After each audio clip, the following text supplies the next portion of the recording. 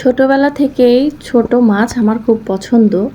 বাসায় যেদিন ছোট মাছ রান্না করা হয় সেদিন কিন্তু আমার ভাত খাওয়াটা একটু তাড়াতাড়ি হয়ে যায়। তো আর যদি মাটির হাঁড়িতে রান্না করি তাহলে তো কোনো কথাই নেই। মাটির হাঁড়িতে পাঁচমিশালি নদীর ছোট মাছ চচ্চড়ি করছি। আমি আরেকটু ঝোলটা শুকিয়ে ধনিয়া পাতা দিয়ে নামিয়ে নেব। তো এরপরে আমি অন্য চুলায় ভেজে নিচ্ছি পটল। পটল একটু বেশি তেল দিয়ে ভেজে তেল না ঝরিয়ে তুলে নিলেই সেই পটলটা ভালো লাগে। ভাত খাওয়ার সময় মাখা মাখা একটু তেল থাকে। তো এইভাবে আমার বাচ্চারা পছন্দ করে। পটলটা একটু ডিপ করেই ভেজে নিলাম। তো পটল ভাজার পরে আজকের দুপুরে আরও থাকছে পটল ভাজি। তো বাচ্চারা তো সবজি খেতে চায় না, একটু ভাজি আলুর সাথে দিয়ে রান্না করে দিলে ওরা পছন্দ করে। তো পেঁয়াজ, শুকনো মরিচ আর তেল দিয়ে ভেজে নিয়েছি। এরপরে পটল আর আলু কুচি দিয়ে দিলাম। আমি কিন্তু পটল আর আলু এইভাবে কেটে লইট্টা শুটকি বা যে কোনো শুটকি দিয়ে রান্না করি মাখা মাখা চিপচিপে ঝোল রেখে। তো আরও রান্না হচ্ছে আজকে বুটের ডাল দিয়ে লাউ।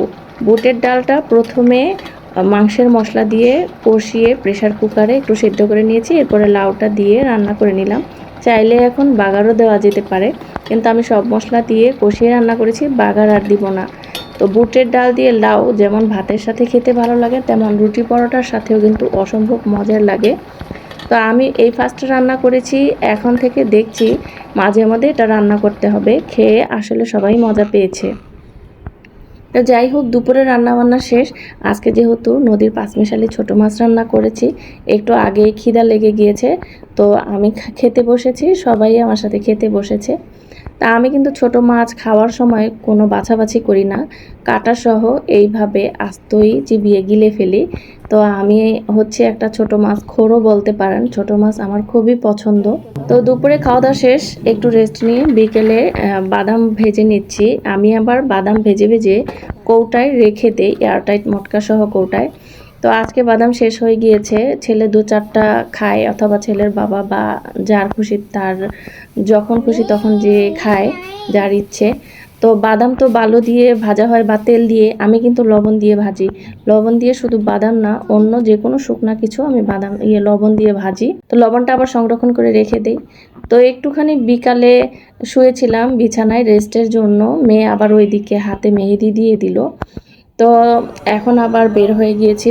আমার হাজব্যান্ড আর ওয়াইফ যখন দুজনের ভালো না লাগে তখন কিন্তু আমরা বাসা থেকে বের হয়ে যাই, হয়তো কিছু কেনাকাটা করি, নয়তো এরকম খাওয়া দাওয়া করি। আমার বাসার সামনে কিন্তু অনেক স্ট্রিট ফুডের দোকান বা স্ট্রিট ফুডের এলাকাই বলতে পারেন আমার বাসার থেকে নিচে নামলেই। তো দেখছি গরম গরম চিতই পিঠা আর হরেক রকমের ভর্তা, লোভ আর সইল না। তো সন্ধ্যার পরে এটা দাঁড়িয়ে দাঁড়িয়ে গরম গরম চিতই পিঠা দিয়ে নানান রকমের ভর্তা দিয়ে খেলাম। আর বাচ্চাদের জন্য বাসায়ও কিছু নিয়ে নিলাম। তো এই রকম খাবার রাস্তায় নেমে অন্যের হাতে তৈরি করা খেতে খুবই ভালো লাগে।